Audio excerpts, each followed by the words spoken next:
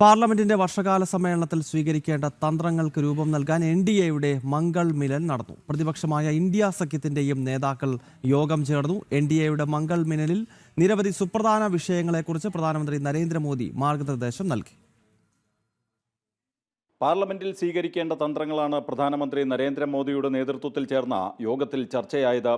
രാജ്യത്തെ കർഷകരുടെ താൽപ്പര്യങ്ങൾ സംരക്ഷിച്ചാണ് വിവിധ രാജ്യങ്ങളുമായി വ്യാപാര കരാറുകൾ ഒപ്പുവെച്ചതെന്ന് പ്രധാനമന്ത്രി യോഗത്തിൽ പറഞ്ഞു. കർഷകരുടെ താൽപ്പര്യങ്ങൾ സംരക്ഷിക്കുമെന്നും അവർക്ക് ഒരു ദോഷവും വരില്ലെന്നും പ്രധാനമന്ത്രി അഭിപ്രായപ്പെട്ടു. നീറ്റ് പരീക്ഷാ ക്രമക്കേടിൽ 13 പേർ അറസ്റ്റിലായ കാര്യവും പ്രധാനമന്ത്രി ചൂണ്ടിക്കാട്ടി.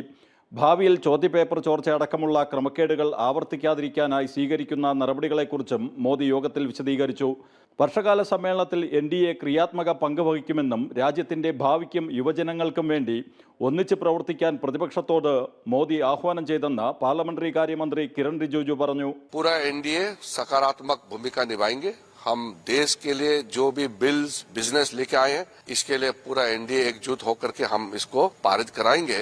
और हम विपक्ष के साथियों से भी हम अनुरोध करते हैं कि हम मतभेद हो सकते हैं अलग अलग पार्टियों का, लेकिन संसद देश के लिए, देश का भविष्य के लिए, युवाओं के लिए काम करे. അതിനിടെ ഇന്ത്യ സഖ്യത്തിലെ പാർട്ടികളുടെ യോഗവും ചേർന്ന് സഭയിൽ സ്വീകരിക്കേണ്ട സമീപനം ചർച്ച ചെയ്തു.